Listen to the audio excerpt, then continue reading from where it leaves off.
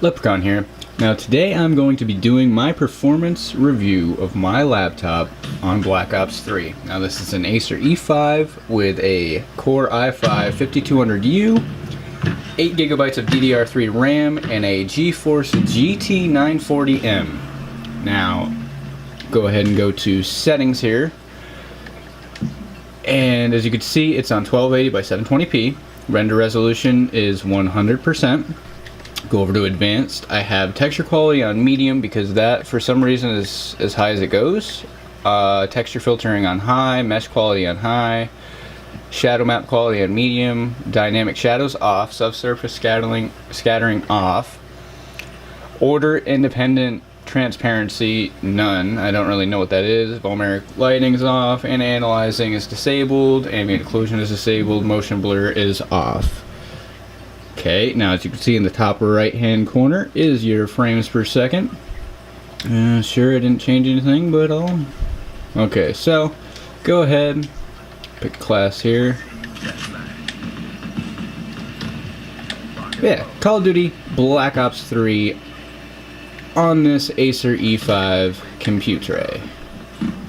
As you can see, it runs anywhere from 40 to sometimes even 60. I mean, this map, actually, the reason I'm recording it on this map is because I believe that this map is actually the worst optimized map, mainly because it has a lot of fire and lights and just everything that really strains your system.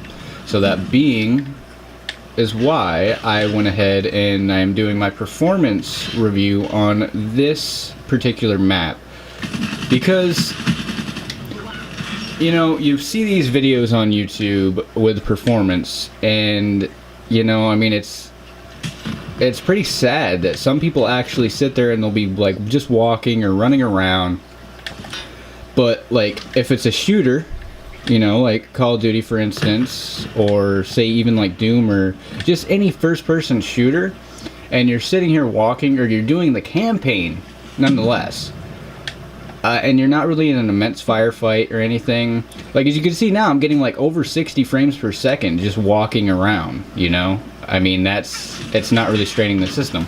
But when you're actually on a well-lit map outside like this, you see it went down to 38, you know? You're on a well-lit map, you're outside, and you have people shooting at you, explosions going on. That's when you actually want to test the frames per second of a video game. You don't want to sit there and watch a video of a guy just walking through the campaign, you know, in a dark lit, like, enclosed space. You want to see him out and about, shooting, throwing grenades, doing everything that they can do, you know, mass destruction style, to really test the system. Because like I said, if you're sitting there walking around inside in a dark area, yeah, sure, you're going to get 60 frames per second, no problem. Like, look, right now I'm in a well-lit area walking around, and it's around 55 to 60 frames per second. But that's not really testing it, because, I mean, yeah, you could throw out videos like that, and somebody could see that, buy the game, and then when they get it, and they wonder why it's not running as well as they saw in that video, is because, well, for instance, you take Call of Duty, okay, the multiplayer is a lot more demanding than the campaign actually is, because in the campaign you don't have 12 other people, well, 11 other people, because I think it's 6v6 in Call of Duty, not 100% sure, but anyway, you have 11 other people in the game, you know, so they have the rendering all their characters. Everybody's shooting at each other, everybody's trying to blow each other up, you know, you're running around as fast as you can dodging bullets, and you still get killed because you suck. But other than that, yeah, I mean, this is how I like to test my games, you know? I mean, anybody can go on a website and look up like a benchmarking list that tells you a bunch of numbers and what game and what graphics card and stuff like that, but it doesn't really tell you, like, that doesn't really tell you anything. Like, yeah, it'll say, sure, 30 frames per second, but what does that mean, 30 frames per second? Is that 30 frames per second inside in a dark area? Or is that 30 frames per second in a well-lit map running around getting shot at, you know?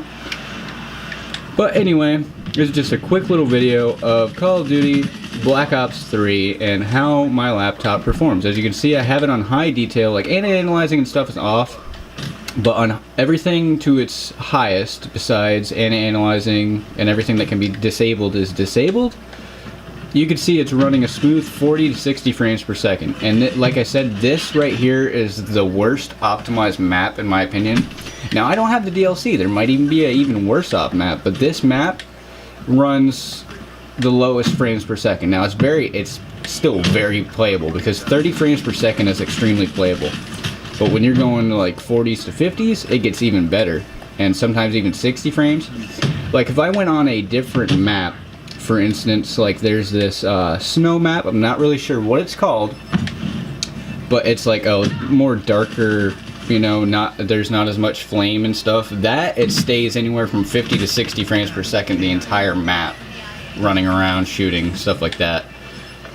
And yeah, I mean, as you can see, it's a very playable experience for high, and like I said, it's on high settings, so you could go ahead and you could turn it down to medium, and I'm pretty sure if you turn it down to medium, or even medium with some low settings, even on this map you would get a steady 60 frames per second and it would never drop. But anywhere from 40 to 60 frames per second is not, you're not getting any like FPS spikes to where it's like stuttering or, I mean, you watched the video, you've seen. But yeah, anyway, Black Ops 3 on an Acer E5 laptop, GT 940M i5 5200U, and it runs beautifully in my opinion. Well, there you go. I hope you enjoy and stay tuned for more videos.